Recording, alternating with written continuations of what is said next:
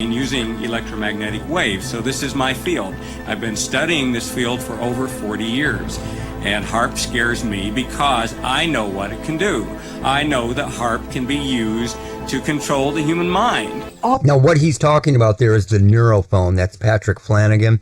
This document from Maxwell Air Force Base lays out the use of electromagnetic weapons technologies for debilitating human beings. Using electromagnetic warfare against human beings, you can cause disease, you can cause hysteria, or you can cause passivity for population control. Extremely low frequencies affect us because they are the same frequencies that our brains output.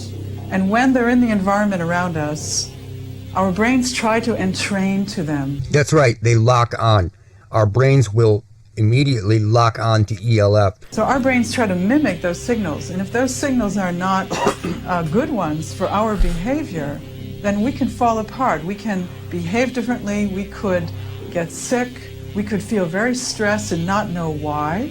Once in a while. No, it's exactly what I've been saying. And why do you think there are so many mental illness cases now and people with depression and all these problems? It's because we are being bombarded with this shit 24 hours a day. It's not because something just went wrong or it's society or poverty or whatever they want to bring up. People are being bombarded with this, and some people can handle it better than others. And a lot of it is weaponized. It is intentionally trying to do the harm that it is doing. When you have a power outage, most people can identify the fact that they have a release of tension. The minute the electricity goes out, they feel an inner relaxation, a tension release, and when the power goes back on, the tension returns. So this is something that most of us can feel. Everyone has a certain sensitivity to electromagnetic waves. It's just that some people are more sensitive than others. The symptoms that I discovered in my research caused by electromagnetic frequencies are anxiety, depression, diarrhea, dizziness, extreme fatigue, headaches, lightheadedness, mood swings, nausea, nighttime increase in urination, pulse rate, a sudden increase, shortness of breath, tingling, prickling feeling of the skin, vertigo, nosebleeds, blood pressure increase, and body tremors. You can also cause cancer. You can disrupt the genetic structure of our cells. You can cause long-term damage in terms of mutagenic damage over generations, or you can cause very short-term damage, and you can actually cause somebody to just have their cells fall apart and hemorrhage to death. I found from people who were writing me and calling me from all over the country that they were suffering from either one or all of these same symptoms, and every single one of them lived close by to a transmitter. Close by to a transmitter or close by to power lines, because all of this stuff parasitically rides on the power grid. The power grid is like putting an antenna in front of a radio station. It's going to get on, it's going to get in, and it's going to pick it up. You know this, from HAARP to Gwyn to these towers that are all over the United States now. The weapons technologies are changing so dramatically at this particular time. It'd be like equating introduction of gunpowder to the West or the beginning of the atomic age earlier this century. And that's what's happening with electromagnetic weapons technologies today. Yeah, and we're 25 years, technology-wise, that's like 200 years past when this documentary was done. You know, it's insane. But here's another of the HAARP shills, and he's going to, try to smooth it out. Anything the Air Force needs for space, we look into. And that includes weapons for space application, one of which is developing plasma toroids, projectiles made of plasma, essentially the atmosphere. See, there you go. And then you get these people that go, I saw it. No, I saw it with my own eyes. It was an object in the sky, a UFO. Oh, yeah? Well, just because you saw it, or even because radar picked it up, does not mean it was really there. Remember that. Stars, being able to harness that energy and to be able to fire it at a target. We have a device called Shiva. Shiva is a large capacitor bank. Capacitors store electrical energy. And then in a very short time, we release that energy. In about 2/100 millionths of a second, we will release the same amount of energy. is the entire U.S. electrical production for that same instant in time, where the electrons rip from their orbits and you have a soupy gaseous mixture, thousands of degrees hot. Potentially a very serious weapon. Potentially a very serious weapon. It's a soupy gas mixture, it gets thousands of degrees hot. Now think about some of the things that have happened within the last 20 years. Pretty amazing, right? I won't even say it.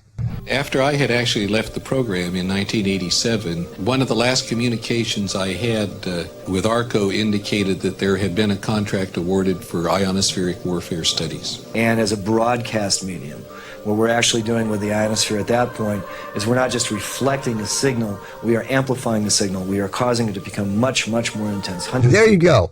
And that's how a network like this, that people can't understand how it travels so far. That is how it travels so far. Not only that, but ELF travels through anything. So it can travel for thousands of miles. And then when you have such intense levels of it, it is going to travel through Earth. Through the damn Earth. Thousands of times more intense than it would have been otherwise. We're broadcasting that signature over a large area of the Earth. What a lot of people are not aware of is it's ground-based Star Wars technology. And the United States Congress has said that they quit funding Star Wars. So they call it everything else but Star Wars. He's kind of right about that. They use semantics and legal language now. So, if you look up chemtrails, you will see all kinds of debunking sites. But if you look up geoengineering and not chemtrails, you are going to see a lot of factual information.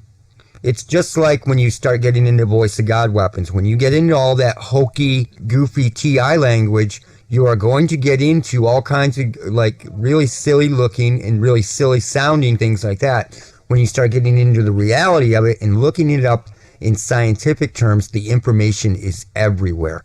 So it's all a game of semantics. You know about electromagnetic systems and electromagnetic warfare is becoming even more interesting. As late as April 28, 1997, U.S. Secretary of Defense Cohen announced at University of Georgia that, in fact, geophysical warfare was becoming a more intense problem. In fact, they even speculated that terrorist organizations would have systems that could modify weather, create volcanic eruptions, or even cause earthquakes using electromagnetic waves. They planted that. Terrorists will have it, so that they could do it and blame this on terrorists when it happened. So that was reality. Remember this and think about this. That was reality when the terrorists could have it.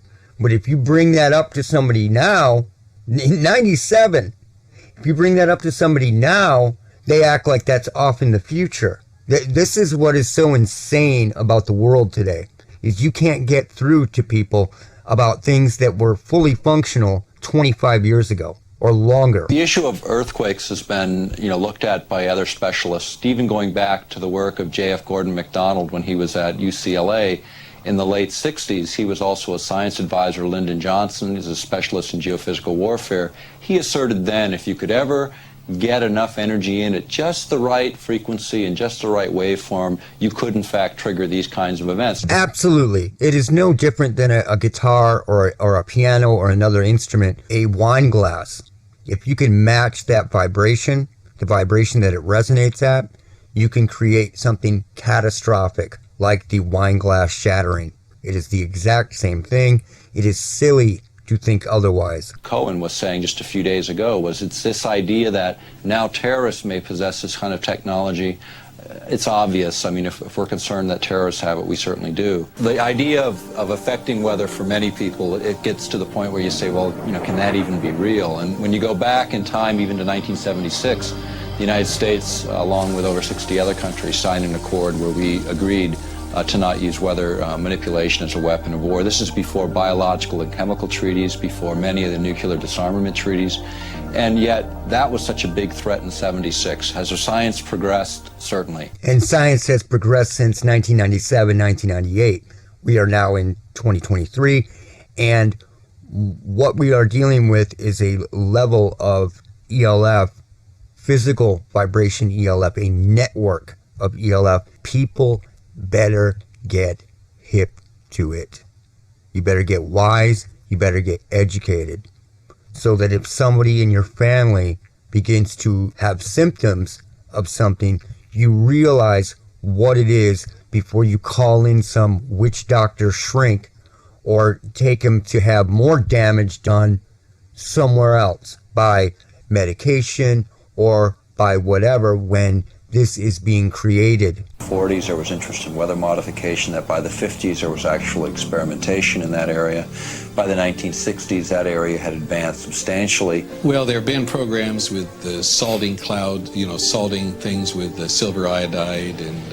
This was back in the 60s, the hippies, there were hippie kids talking about, bitching about the government controlling the weather, telling them to quit seeding our clouds and doing all this stuff. And they have flipped the script now that they're using all this stuff heavily, so that it has become a right-wing conspiracy. The left has become the far right. So if you talk about this kind of stuff, you used to be a pinko commie hippie, and now you are a crazy right-wing Nazi, is what they want to imply. So they flipped the script on everything. There's been some experiments where people from airplanes threw chaff out, the little pieces of metal, and tried to get those to absorb power. And they actually say that they can make weather. Well, tell me, have you noticed any good weather here lately? That was 1998. Have you noticed any good weather between 1998 and 2023? Wow, some of the most insane weather changes, and they blame it all on climate change. But that's an awesome play of semantics and legal wording, because no one ever said that it was accidental climate change. Ever. They never said it was climate change due to circumstance, just climate change. And that's very important, because it is climate change, but it is man-made, intentional, and climate change by design.